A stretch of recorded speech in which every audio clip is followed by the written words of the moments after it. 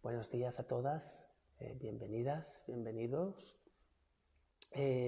Primero, explicaros qué es un mantra. Supongo que lo sabéis o conocéis que existe algo que se llama mantra. Mantra es de esas palabras del sánscrito que se han incorporado a nuestra cultura, como os decía el otro día, como karma, dharma y muchas otras, yoga, muchas palabras que son de otra cultura y han llegado a nosotras a través del yoga y de otras técnicas similares. Entonces, mantra, hay diferentes traducciones de la palabra mantra, hay términos que no es fácil saber la etimología con certeza y este es uno de ellos. Os voy a decir las dos más habituales. Man viene de manas, que manas es la mente y man es el pensamiento, los pensamientos, y tra podría venir de trai, que es liberar. En ese caso tendríamos que el significado de mantra sería lo que libera de los pensamientos, o tra también significa instrumento. Entonces, otra traducción sería el instrumento de los pensamientos. Son las dos traducciones más utilizadas de la palabra mantra. ¿Y por qué de los pensamientos? Pues porque las técnicas que conocemos en las que utilizamos el mantra, la repetición sonora y rítmica, una palabra, un sonido a veces, porque hay diferentes tipos de mantra, ya os lo explicaré un poco más adelante. La finalidad en la que se suele practicar hoy en día es en la de calmar la mente, justamente. La misma finalidad que tiene el yoga para Patanjali. Repetir el mantra es una herramienta que ayuda a que el funcionamiento del cerebro cambie y pasemos a otro plano. En lugar del plano ordinario en el que estamos detrás de las cosas que nos gustan, rechazando las cosas que no nos gustan, pensando, imaginando, pues el mantra nos permite atravesar a otro plano en el que no hay rechazo, no hay apego, la mente se vuelve estable y por tanto es una gran herramienta para la meditación. Los mantras, tal y como los conocemos hoy en día, sobre todo han llegado a nosotras desde la tradición védica, que es una tradición que acabó influyendo en el yoga, como os expliqué hace unos días. Y en esa tradición se utilizaban los mantras para el ritual védico. El Rig Veda, por ejemplo, el primer Veda, el más antiguo que se conoce, está formado por mantras. Está formado por libros, primero tiene 10 libros, el Rig Veda, cada libro se llama mandala, y cada libro, cada mandala tiene sukta, que son himnos. Hay 1028 himnos en el Rig Veda y los himnos están compuestos en forma de mantra. Y esos mantras se cantan porque el sánscrito védico es una lengua en la que se canta. Hay 3 acentos, 3 notas y la finalidad era utilizar esos textos para el ritual. Eran textos de agradecimiento, textos de petición a la divinidad. En el caso del Rig Veda hay muchos textos de alabanza al fuego. Y os voy a leer, si os parece bien, el primer mantra del Rig Veda, el más antiguo, Rig Veda Samhita, mantra 1, mandala 1, libro 1, dice así. Os voy a hacer con la mano los 3 acentos, ¿vale? Para que lo veáis. En los textos originales se ponía una rayita, se sigue poniendo una rayita debajo cuando es el tono grave o anudatta y una rayita vertical sobre la sílaba cuando es el tono udatta, que es el tono agudo. Y luego las sílabas que no tienen rayita son el tono circunflejo, el tono normal. Entonces, este es un canto, una alabanza al fuego.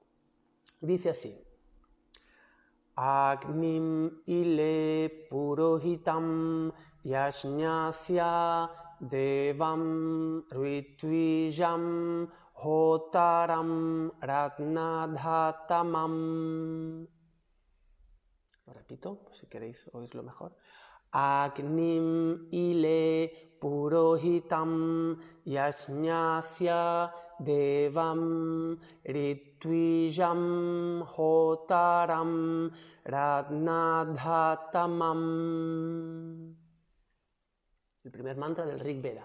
Dice así, la traducción es: alabo al fuego, sacerdote del hogar, representante de Dios en el acto del sacrificio. Alabo al sacerdote oferente, que nos colma con los dones más preciados. Este es uno de los mantras más antiguos que conocemos en el Rig Veda. Y estos textos, esta manera de cantar, fueron influenciando a la técnica que hoy en día conocemos, o el conjunto de técnicas que conocemos como yoga. Algunos de los mantras que cantamos muy famosos provienen de los Veda, otros de los Upanishads, otros han ido apareciendo en otras épocas, en diferentes circunstancias. El mantra más conocido, seguramente, que os será más, habréis oído hablar más de él, es el Om, la sílaba Om, también conocida como Pranava. Aparece naturalmente en los Vedas esta sílaba, y es interesante ver cómo a lo largo de los siglos el uso de los mantras va cambiando. En los Vedas se utilizaba el mantra como he leído ahora, como algo auspicioso, para desear bienaventuranza, para pedirle favores a los dioses o para mostrar el respeto. En cambio, en los Yoga Sutra, unos siglos después, tenemos aparece el mantra. Una de las pocas prácticas que recomienda Patanjali es la recitación de Pranava, de la sílaba Om, cuando explica Patanjali en los Yoga Sutra qué es Dios, y dice que repetir este mantra ayuda a detener las dispersiones, a acabar con las dispersiones mentales. Entonces, vemos ahí hay una diferencia interesante. En los Upanishads también se observa cómo se sugiere que repetir el mantra te ayuda a experimentarlo, que repetir esa palabra te ayuda a fundirte con eso, lo que representa. Es el pensamiento, el pensamiento antiguo, es un pensamiento en el que la persona se identifica con aquello que recita. Se cree en esas culturas primitivas que nombrando una palabra, repitiéndola, nos vamos a convertir en eso. Y en cambio, en los Yoga Sutra es una práctica más, es algo más pragmático, es algo más como herramienta. Recita el mantra y entonces vas a poder detener las oscilaciones mentales, los chittavriti y las dispersiones mentales. Voy a leeros alguno de estos textos, unos representativos del pensamiento por analogía, que es a lo que me refería antes. Si repito el nombre de algo, me convierto en algo, en eso, o identificarme es imitar, es identificarme, puedo experimentar eso. Eso lo vemos, por ejemplo, en el chamanismo. Si observáis, si conocéis algo de chamanismo, en algunas prácticas y algunas tradiciones, el chamán o la chamana imita sonidos de animales y puede percibir al animal, o puede incluso convertirse, en una experiencia interna, convertirse en el animal. Eso es una característica del pensamiento por analogía, que es un pensamiento que utilizan los niños también y las niñas pequeñas, y sin darnos cuenta los adultos, cuando imitamos, y más hoy en día en este mundo de tanta tan visual en el que estamos inmersas, es muy difícil escapar a esa necesidad de imitar, y es muy sutil también. Pues bien, voy a leeros algún Upanishad donde se aprecia este pensamiento por analogía, este repetir el mantra para experimentar a Dios.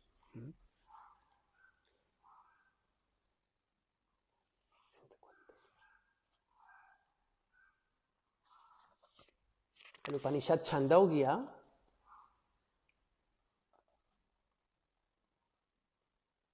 dice así.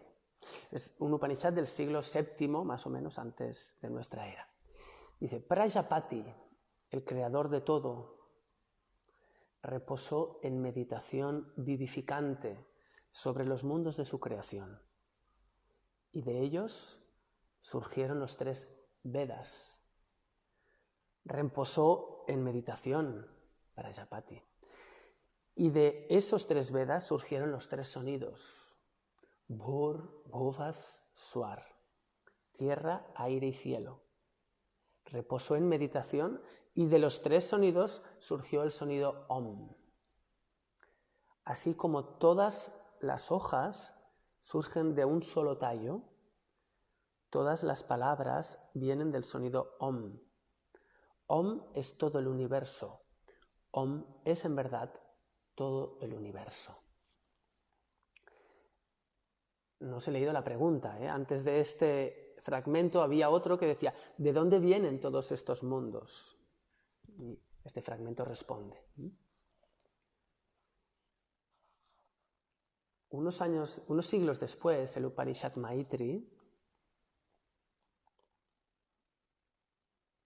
habla también del Om y del silencio, de la recitación de Om y del silencio. Dice: hay 2 maneras de contemplar Brahman, a Dios, con sonido y con silencio. Con el sonido vamos hacia el silencio.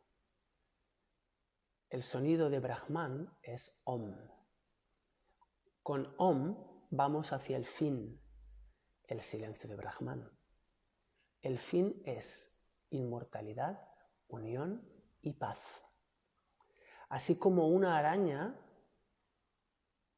alcanza la libertad del espacio mediante su propia tela, el hombre contemplativo, mediante Om,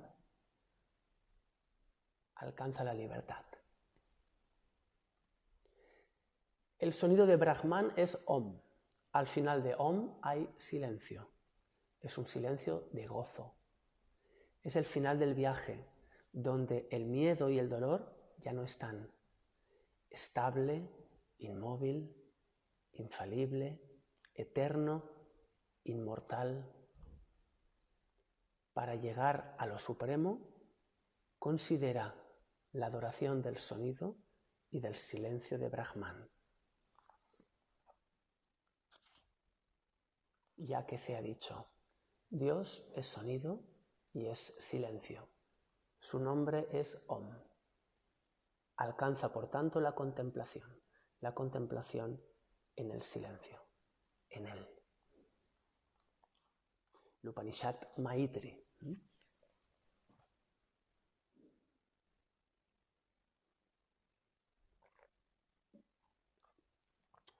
El primer mantra que os he cantado del Rig Veda es un poco largo. Hay mantras muy largos, pero también hay mantras muy cortos, los hay monosílabos.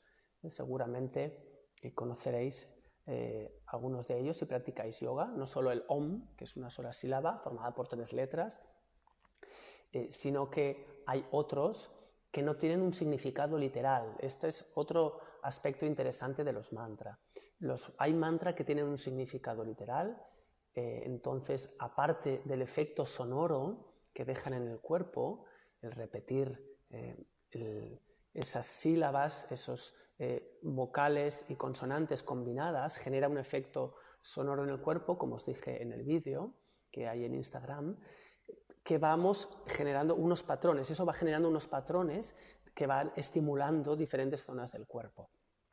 entonces, a través de la vibración. Pero si además el mantra tiene un significado, al recitar estamos introduciendo un mensaje en nuestro sistema nervioso, estamos generando una experiencia, se genera un samskara que deja una huella, porque cualquier palabra que decimos deja una huella, nos deja una experiencia. Por eso es tan importante poner conciencia detrás de las palabras, algo a lo que nos ayuda el silencio, como os hablaba el otro día, el dejar de hablar durante unas horas o unos días nos permite ser más conscientes de qué es la palabra, qué hay detrás de la palabra. Pues eso se tiene mucho en cuenta en las diferentes tradiciones de práctica de mantras que han llegado a nosotras, cuando se recita un mantra, el significado. Los hay, en cambio, que no tienen significado y ahí su valor reside en un significado simbólico, porque a algunas de esas sílabas se les otorga un significado simbólico, o también en la experiencia sonora que generan. En el tantrismo hay muchas prácticas de repetir mantras que no tienen un significado literal, sino simbólico, son monosílabos. Y también en algunos textos en algunos textos védicos, no directamente el Veda, tengo por aquí alguno, aparecen sílabas, las llamas sílabas mágicas o sílabas místicas.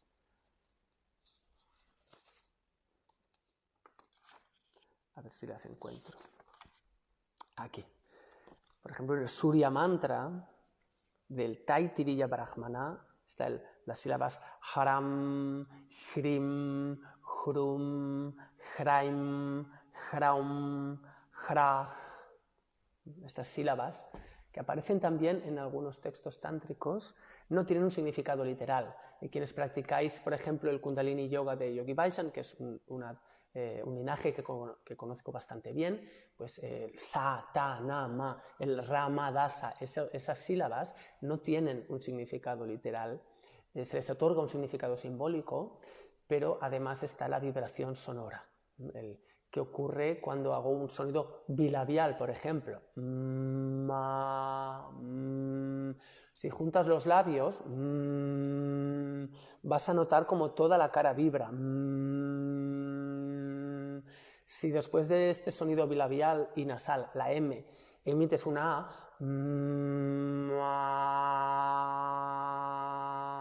vas a notar como esa vibración de la M que estaba en la cara va bajando hasta el tórax, hasta el pecho. Si esto lo repetimos muchas veces,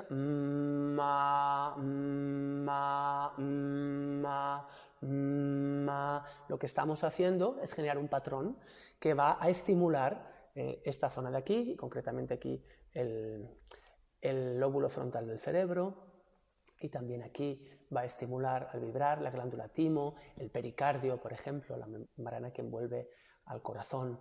De modo que cada sonido tiene unas características que hacen que vibre una zona del cuerpo. Los sonidos sibilantes, por ejemplo,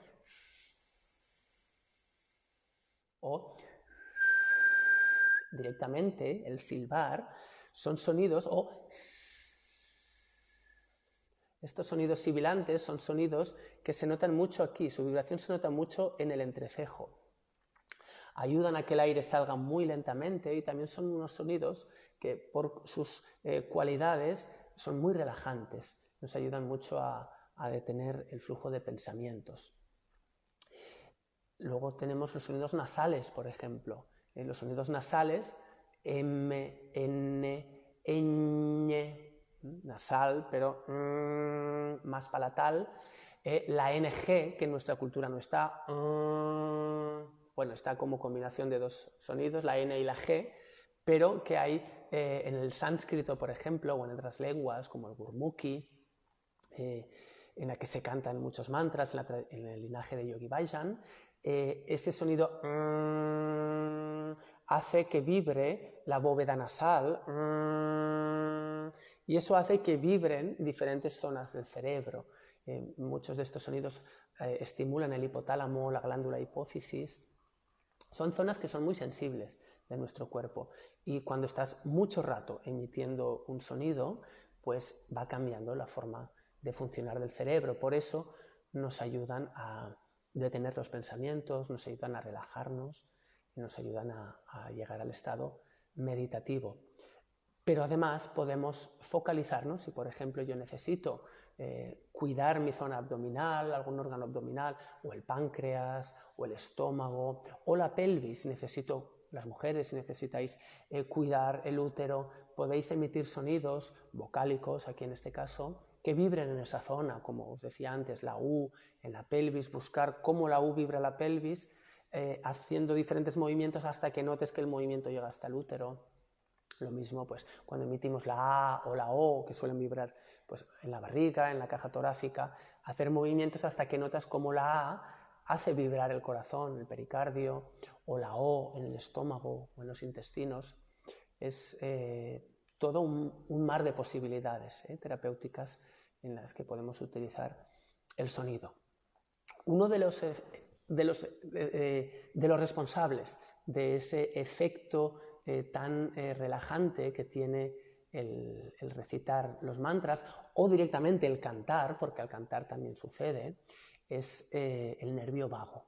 De los 12 pares de nervios craneales que tenemos, el 10º, el nervio vago, se llama vago porque es el que vaga por el cuerpo hasta llegar a los intestinos, es el más largo.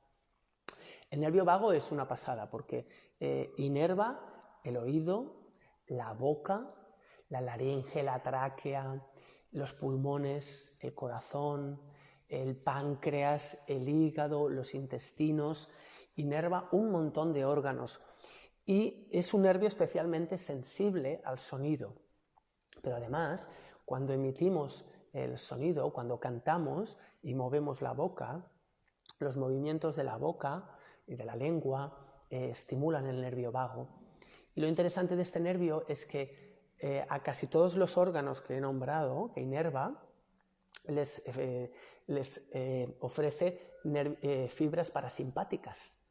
Y si os acordáis lo que explicaba el otro día, o quienes ya lo conozcáis, el sistema nervioso parasimpático es el que hace que el cuerpo se relaje, se limpie, se recupere, se regenere. Es la parte parasimpática del sistema nervioso la que hace esto. Y luego está la parte simpática del sistema nervioso, que lo que hace es lo contrario, activarnos, ayudarnos a estar en marcha, a funcionar durante el día. Entonces, el equilibrio, como explicaba el otro día, está en poder alternar entre los dos sistemas, la rama simpática y la rama parasimpática. Cuando no podemos alternar entre los dos sistemas adecuadamente, pues aparece la enfermedad, aparece un desequilibrio que acaba en la enfermedad si no se detiene. Entonces, el canto es una actividad que ayuda a estimular el nervio vago, por tanto, ayuda a que el cuerpo entre en vagotonía, o que predomine la rama parasimpática, y especialmente el canto de los mantras ayuda a ello por la vibración, por el movimiento de la boca. Si nunca habéis tenido una experiencia con un mantra, yo recomiendo que cojáis uno muy sencillo, como el Om, por ejemplo, que te sientes 5 minutos con los ojos cerrados y cantes tranquilamente. Y vas a ver cómo te quedas de otra manera. De cómo estabas cuando te sentaste a después del canto, vas a notar un cambio en tu cuerpo, en tu mente. Ahí reside el valor de esta práctica. A la manera clásica de repetir los mantras, la que nos ha llegado desde la tradición védica, los mantras se pueden cantar de 3 modos a esa manera clásica. Uno es en voz normal, en voz alta, donde está activa esa vibración que genera esos cambios en el cerebro y en el sistema nervioso que os acabo de explicar. Luego está el sistema Upamshu. Upamshu es un sistema de repetición del mantra que se hace moviendo la boca pero sin fonación, es decir, no interviene el aire. Entonces, tú vas recitando el mantra pero moviendo la boca, pero sin hacer sonido. Y luego está el método Manasa, que es la manera de mantener el mantra mental, la manera de recitar el mantra mental. De los tres, la más potente, la que más nos ayuda a entrar en un estado meditativo es la Manasa, la tercera. Lo que ocurre es que es la más difícil, porque cantar algo te ayuda a estar concentrada, focalizada en ese sonido que estás emitiendo, pero en el momento en que dejas de cantar y el mantra solo está en tu pensamiento, es más fácil distraerte. Pero si logras mantener el mantra en tu mente, recitándolo en silencio internamente y sin mover la boca, vas a llegar a un estado de concentración máxima. Y eso es lo que te va a facilitar llegar al estado meditativo. Hay variaciones en estas tres maneras de cantar los mantras. Yo recuerdo, Yogi Bhajan, por ejemplo, enseñaba una que era susurrando. Sería una combinación de ambas, sería como un upamshu, pero con aire. Quienes conocéis esas enseñanzas, el sa, ta, na, ma. Seguro que habéis recitado alguna vez un mantra de esta manera.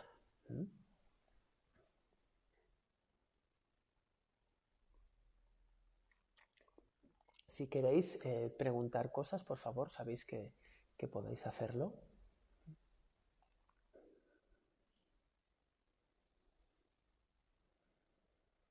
Pues bien, aparte de ese efecto sonoro que tiene el repetir los sonidos, como os decía antes, está también la palabra. La palabra, en algunas tradiciones, se la considera la creadora del mundo. Os voy a leer un texto de una tradición que nos es muy familiar, la tradición judeocristiana, el Evangelio según San Juan, dice así, dice, al principio había la palabra, y la palabra estaba al lado de Dios, y Dios era la palabra, la que desde el principio estaba con Dios, por la cual existieron todas las cosas, y sin la cual no se hizo nada de lo que se ha hecho. Es en ella, la palabra, donde estaba la vida que es luz de los hombres, luz que brilla en la oscuridad y la oscuridad no la domina. Otro texto, creo que es en el Génesis, comienza diciendo, al principio era el verbo. Pues en la tradición judío-cristiana la palabra se considera la creadora del mundo. También, como en la tradición védica, como os he leído antes, hay una gran importancia, otorgan una gran importancia a ambas tradiciones a la palabra. Os voy a leer otro texto védico donde se habla de la palabra. A ver si lo encuentro. El Maitri, el Chandogya y el Upanishad Brihat Aranyaka. Fijaros las similitudes con el texto cristiano que acabo de leer. Dice, este universo es una trinidad y está hecho de nombre, forma y acción. El origen de todos los nombres es la palabra, ya que es por la palabra que todos los nombres se pueden decir. La palabra está detrás de todos los nombres, así como Dios está detrás de la palabra. Este es el Brihat Aranyaka, del siglo VII antes de Cristo también, como el que os he leído antes, el Chandogya. Como sabéis, son fechas aproximadas, es difícil datar estos textos.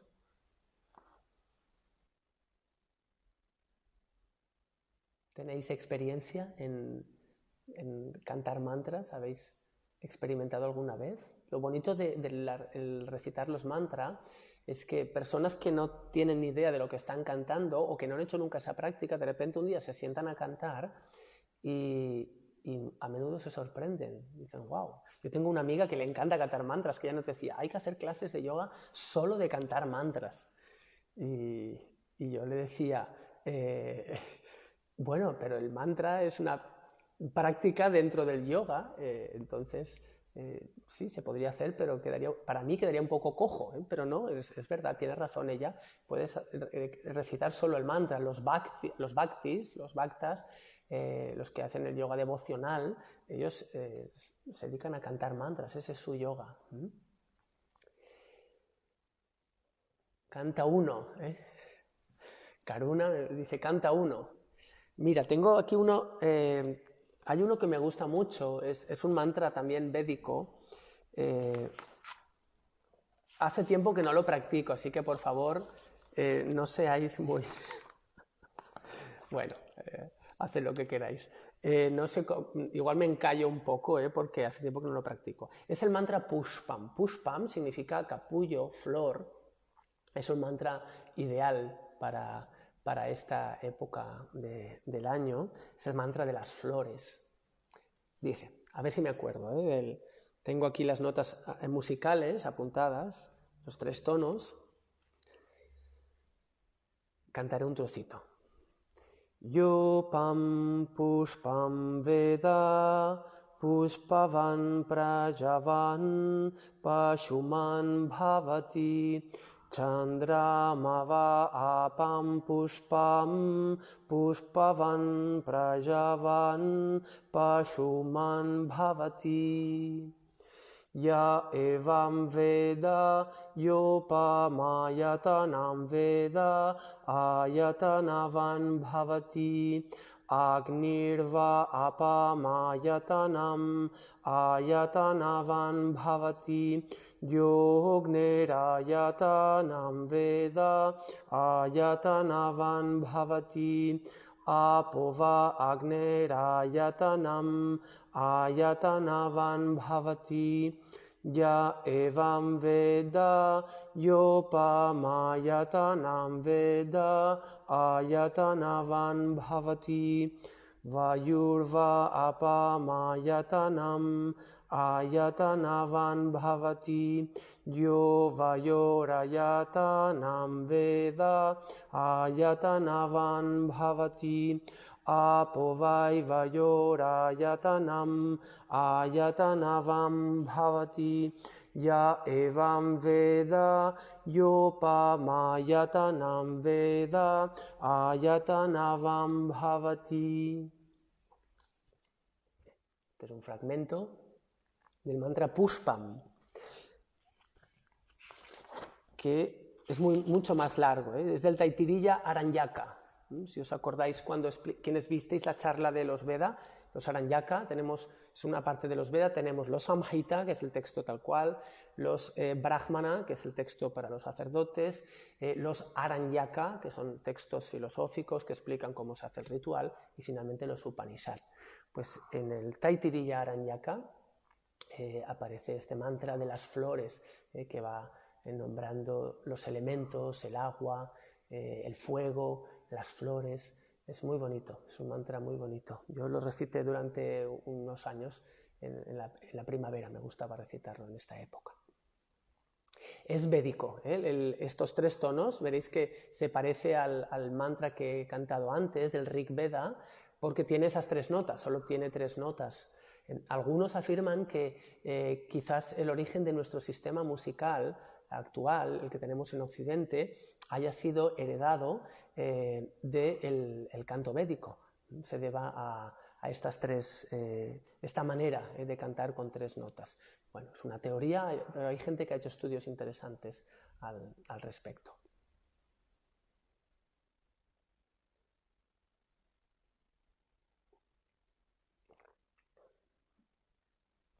¿Queréis comentar alguna cosa más?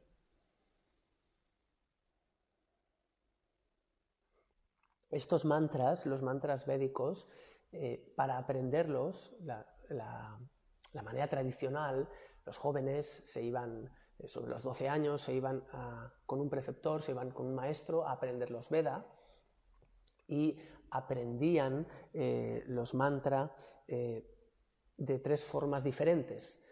Primero el texto Samhita, el texto tal cual, luego pada a pada, que es palabra a palabra, y luego krama, que es con una combinación de palabras, la primera y la segunda y la primera, y luego hay otra manera de practicar, que es el ghanam, que es combinando las palabras pues en grupos de 3 y haciendo combinaciones así. La finalidad de eso era que no se olvidaran de ninguna palabra y sobre todo que aprendieran muy bien a recitarlo, que no se alterara el significado por alterar los fonemas. Esa es una de las cualidades que tiene el sánscrito, por eso sanskritam, la palabra sánscrito en sánscrito significa lo que está bien hecho. Es una lengua que es muy difícil que se deforme. Estos textos, algunos con por lo menos 4.000 años casi, no se han alterado porque hay unas reglas muy estrictas fonéticas donde está perfectamente establecido cuando un fonema entra en contacto con otro fonema, qué fonema es el resultado.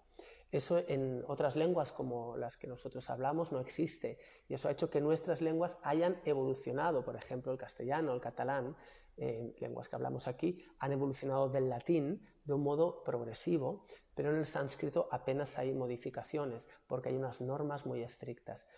Hay tratados de fonética, tratados de prosodia, como os decía cuando os hablaba de los Veda, donde tratados de lingüística, lo que hoy en día llamaríamos lingüística, donde están gramática, también tratados de gramática, donde están reguladas todas estas normas, y esos tratados tienen más de 1000 años, son muy antiguos, y se crearon, la tradición dice que se crearon para mantener el Veda tal cual, sin que se alterara una pizca de su fonética y por tanto de su significado.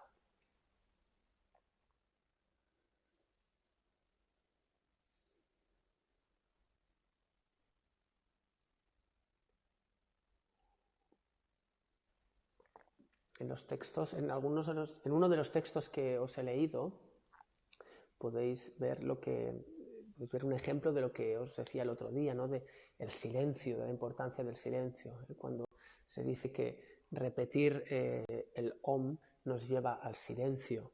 Lo más interesante de la práctica del mantra viene después, cuando termina el sonido. En ese estado de vacío, de shunya, que queda después de tener el sonido, la recitación, es en el que nos podemos enriquecer más y podemos tener experiencias más profundas. El mantra actúa como un soporte para la meditación. Entonces, yo lo utilizo igual que el pranayama, como os decía el otro día. Si yo pretendo hacer un pranayama para llegar al estado meditativo, que es lo que propone Patanjali, por ejemplo, en el momento en que entro en meditación ya suelto el pranayama. Pues aquí ocurre algo similar. Si tú quieres utilizar el mantra para vibrar diferentes zonas del cuerpo con un efecto terapéutico, entonces manténlo el tiempo que necesites. Pero si tú utilizas el mantra para entrar en estado meditativo, si te has marcado, por ejemplo, 25 minutos, 30 minutos, en cuanto entres en estado meditativo, deja de repetir el mantra y ve hacia adentro. Es una herramienta que te va a ayudar a ir hacia adentro.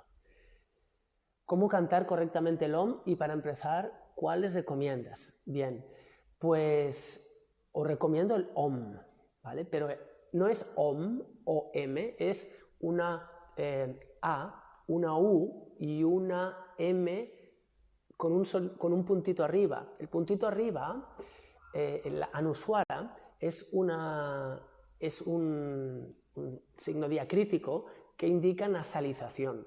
Cuando tú ves un puntito sobre una sílaba, significa que tienes que hacer nasalizarla. Y aquí, por ejemplo, en el que os he leído, evam, no digo evam, digo evam, porque la M tiene un punto arriba.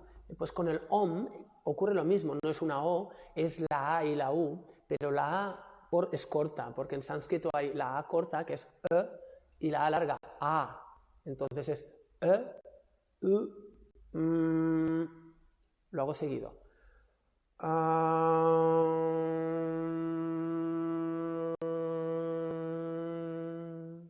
Fijaros.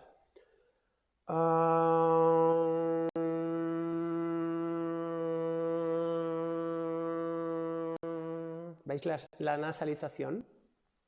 Entonces, las letras que hay escritos en el OM es la A, que es eso que se parece a un 3, la A corta, que es E, no es tan abierta como la A larga sería A.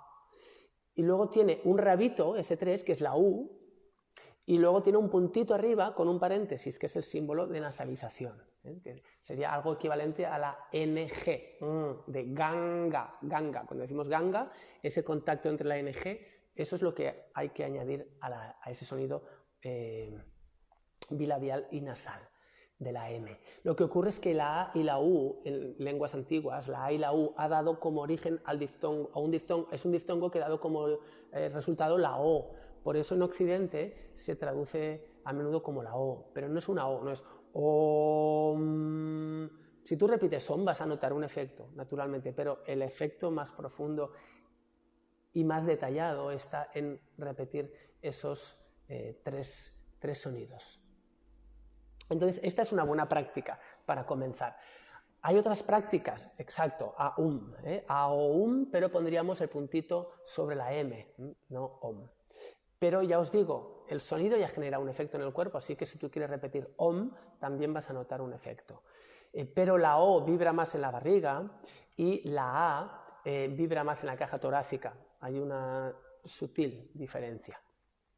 Y luego la nasalización hace que la vibración suba hacia el cráneo. Puedes repetir solo la M, por ejemplo. Quienes practicáis yoga sabéis Bhramari, la técnica que se llama Bhramari, el abejorro, consiste solo en emitir el sonido de la M, un sonido nasal bilabial.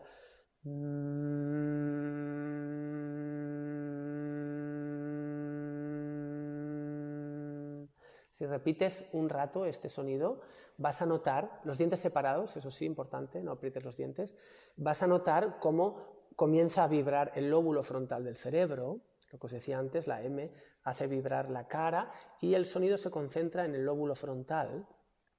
Cuando se activa el lóbulo frontal a través del sonido, es más fácil concentrarnos, por eso nos ayuda a meditar. Y si llevas un buen rato, a medida que se va relajando el cuerpo, ese sonido se va esparciendo por todo el cuerpo. Porque como os decía en el vídeo, nuestro cuerpo es una gran caja de resonancia. Durante la edad adulta llegamos a tener 70% de agua y el agua transmite muy bien las ondas sonoras y los huesos transmiten muy bien las ondas sonoras. Todos los tejidos transmiten el sonido. Lo que ocurre es que tienen que estar en un grado de tonicidad justa. Eso es lo que hacemos cuando hago talleres de mantra. Primero dedicamos, si los talleres son de una semana, por ejemplo, dedicamos días, bastantes días, a liberar las tensiones en los tejidos, antes de cantar, porque si un tejido está hipertónico, muy tenso, no va a transmitir bien el sonido. Si un tejido está hipotónico, demasiado flojo, tampoco va a transmitir bien el sonido. Se da la circunstancia de que para transmitir bien las ondas sonoras los tejidos tienen que tener la tonicidad justa.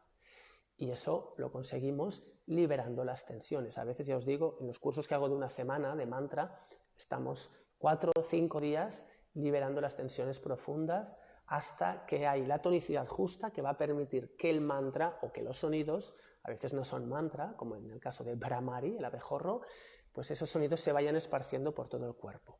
Cuando practicas Bhramari, la vibración la vas a notar en la cara, en el lóbulo frontal, y a medida que se vaya relajando el cuerpo te va a ir bajando hasta llegar a la planta de los pies. Hay gente que siente cómo le vibra también con ese fonema M de la M, la planta de los pies. Elisa pregunta, ¿hay que afinarse antes? Bueno, en algunas técnicas, en algunas prácticas, en algunos linajes, utilizan el ghee, por ejemplo, o un poco de miel para lubricar la garganta antes de cantar o antes de hacer pranayamas muy largos. Recuerdo que para Mahansa Yogananda recomendaba para practicar algunos de los pranayama tomar una cucharada de ghee y dejar que se derritiera en la garganta. Eso lubricaba la garganta y facilitaba después el canto. Pero no es necesario afinarse antes. Puedes afinarte cantando las vocales, por ejemplo.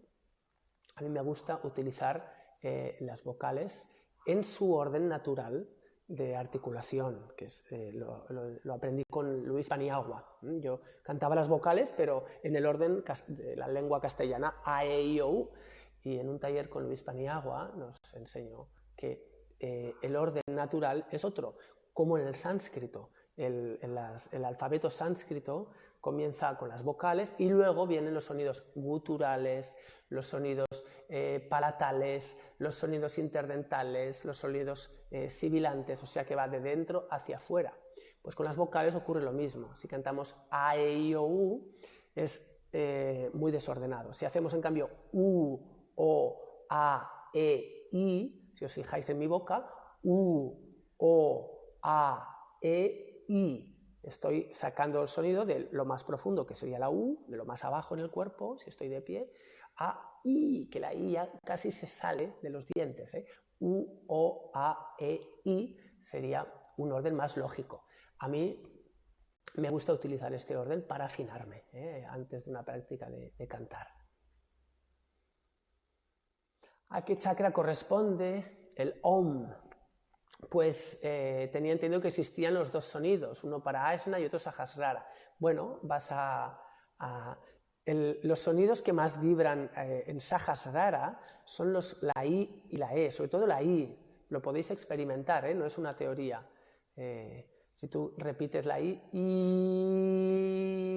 y estás de pie, vas a notar una vibración que sube hasta aquí. Y muy directa. ¿Por qué? Por lo que os decía en el vídeo. Por la manera de poner la boca, el punto de articulación, y por la cualidad del sonido. La I tiene esa particularidad. ¿Cómo aprender armónicos tibetanos? Bueno, los armónicos es otra historia, ya es una técnica elaborada, más compleja. En los armónicos lo que ocurre es que aumentamos la cavidad de la boca y de la nariz, entonces los sonidos rebotan dentro y hacen que las cuerdas vocales vuelvan a vibrar. Es como una vibración por simpatía. Sabéis que en un instrumento de cuerda, si tú tocas una cuerda en la guitarra y pones bien la oreja, vas a notar que las otras cuerdas también vibran por simpatía, porque las ondas están muy cerca. Lo mismo ocurre, yo puedo emitir sonidos con la boca hacia afuera, pero si hago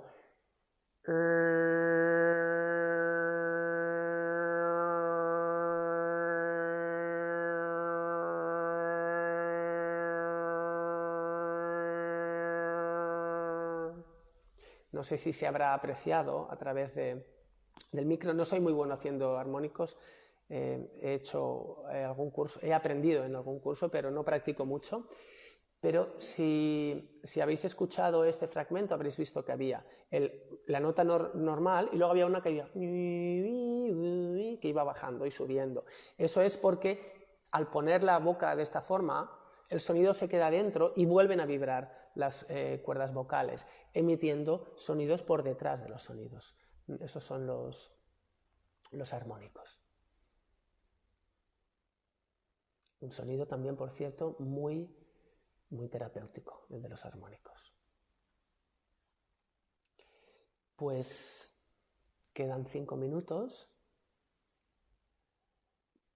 Me decís, Elisa dice, en casa practicamos. Fantástico. Ya me cuentas qué tal. Es muy sencillo. Solo con las vocales tienes un mundo ahí por descubrir. Si queréis preguntar algo, los últimos minutos.